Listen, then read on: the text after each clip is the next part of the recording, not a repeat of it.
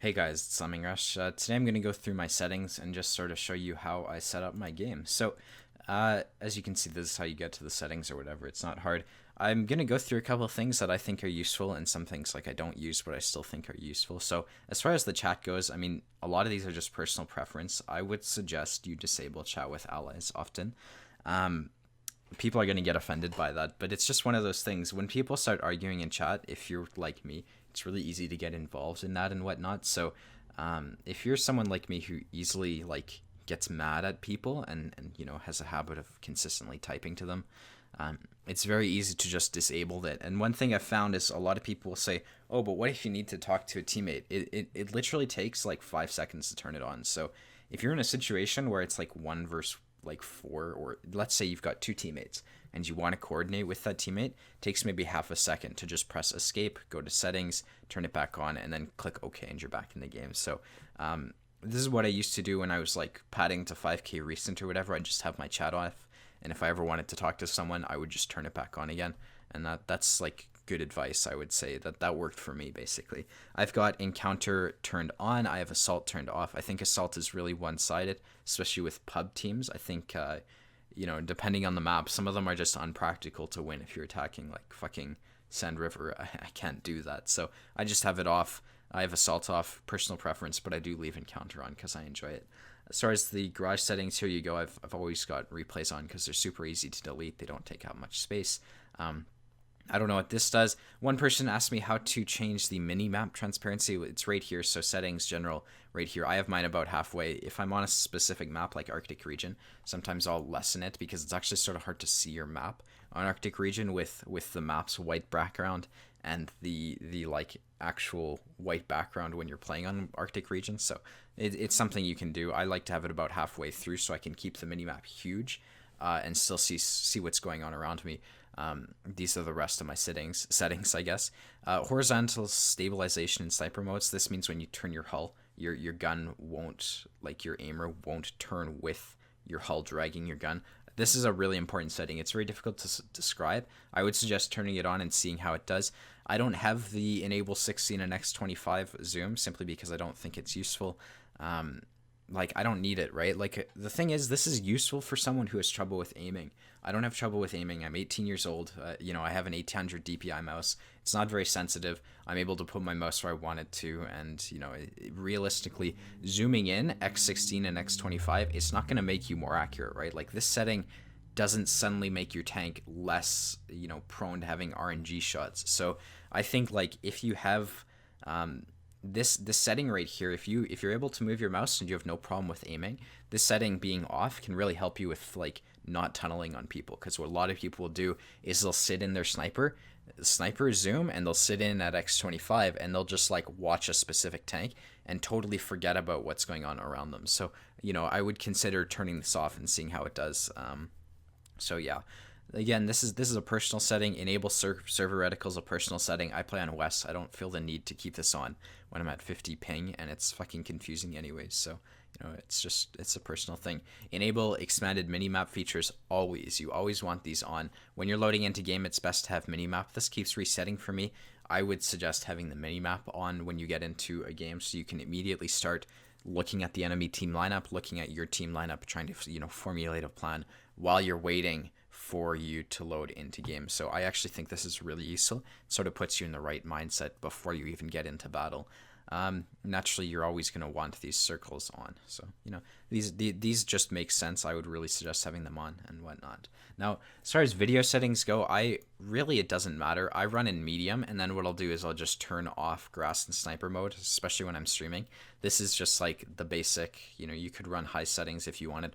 The only setting I would suggest having is grass and sniper mode, and I'd also suggest you want the terrain quality as high as you can. You don't want it at minimum, because what will happen is the game will show you that there's terrain where it is, or there's terrain where it isn't, and you'll sometimes, in some cases, you'll actually be able to shoot through the terrain that the game tells you is there if it's on minimum, or there will be terrain that's unrendered when it's on minimum, and your shot will like hit nothing. So I would run this as high as you can, really like as high as you're able to go for it, because this is a really important setting. And so is grass and sniper mode, because when you're trying to shoot over a ridge, grass is a pain in the ass to try to shoot through, so turn that off if if you want to.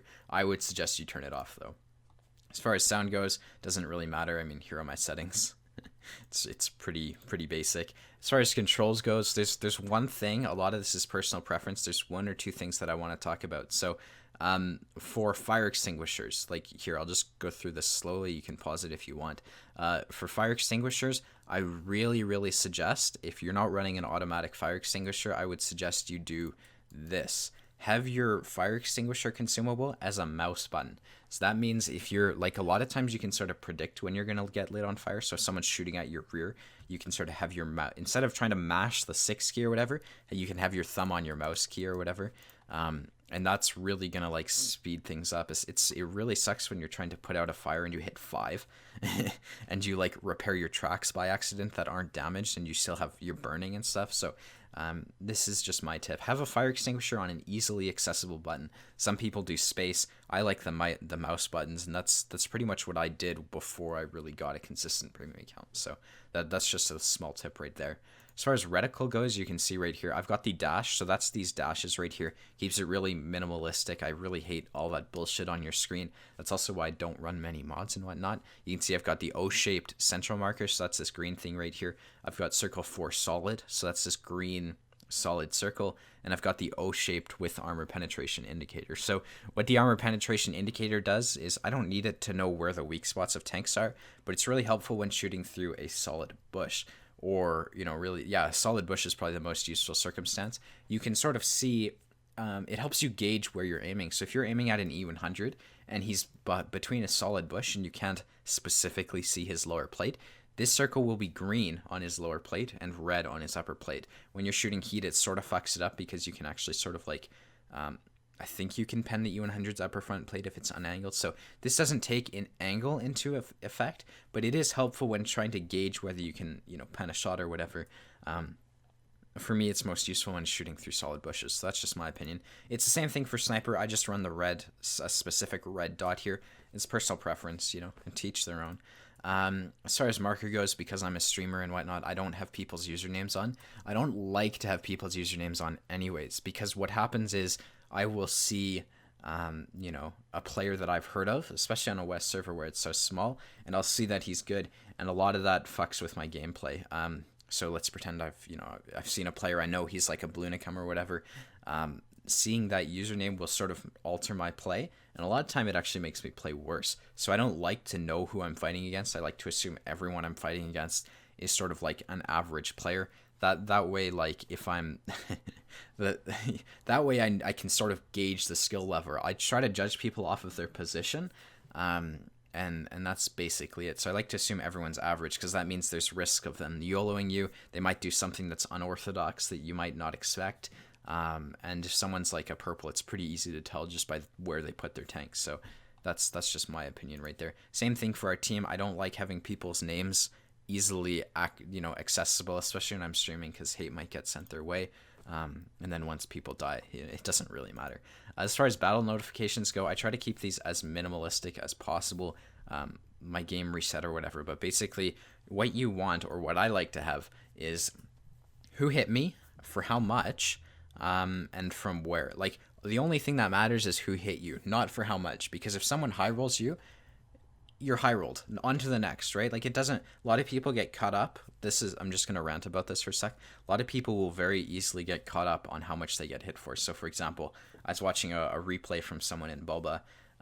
He got hit by like a 704 in a common TD camping spot, and he got high rolled, and it basically tilted him for the rest of the game. It's very, very common to see that you get high rolled by someone and use that to tilt, like, it tilts you for the rest of the game. So, I don't really like to pay attention to how much someone hit me for, because it doesn't matter. What matters is how much hit points you have left. So who hit you, from where, and I guess like you can sort of have for how much. It's nice to know, but if it tilts you, I'd suggest trying to turn that off. You can see you can just turn off the amount of damage. That's pretty useful right there. So yeah, I don't think the module damage really matters, but to each their own. The vehicle is very, like, what vehicle hit you is important. You can see I've got all these settings on. That's because they reset. Normally, I don't think all this shit is useful. I think it's very easy to get all this information on your screen elsewhere. And this, while you're spending time reading all this crap, you should be looking at your minimap or whatever. So I would turn off the things that aren't useful for you. Typically, like this kind of thing, it doesn't really matter. Spotting is nice to know. Damage for ramming doesn't matter. You'll know if you get a kill because you can look at the kill feed really easily. Track destroyed, you just look at the tank and see if you track them. Critical, same thing. The damage for a shot is nice to have, I guess, but you know, I typically like to have these kind of things turned off to keep it as uncluttered as possible. Let's apply this so it saves. What the hell?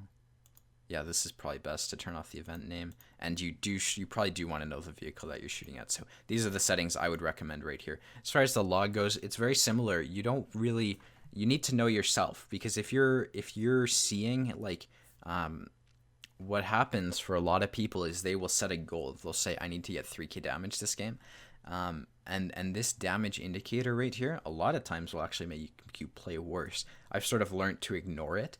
But this number isn't useful. It doesn't matter if you've done 7,000 damage if you haven't won the game yet. So I don't like to have this turned on. I sort of do it because of streaming. Like, it's nice to know, like for the streamers' viewers, right? They want to know maybe how much damage I've done so far. So that's why I run it. But I don't really suggest running it because it's one of the most distracting things. While you're looking at your damage number right here, you should be looking at your minimap and trying to figure out what's the next step to get more damage. So I think this is just like a pure distraction. It really doesn't matter how much spotting damage you've done until the end of the game, because you're in game right now. The results don't matter yet. You're trying to get the results. So I don't suggest running these, especially like know yourself, know if this actually makes you play worse or not. I notice it makes me play worse like it used to until I got used to it. So I would totally consider turning this off. So yeah, that's just like my basic setup as far as settings go. I hope this video is helpful. If you want to see more, I'm probably going to upload a second video today, maybe tomorrow. We'll see how it goes. So yeah, thanks for watching. Hope this was helpful. Bye for now.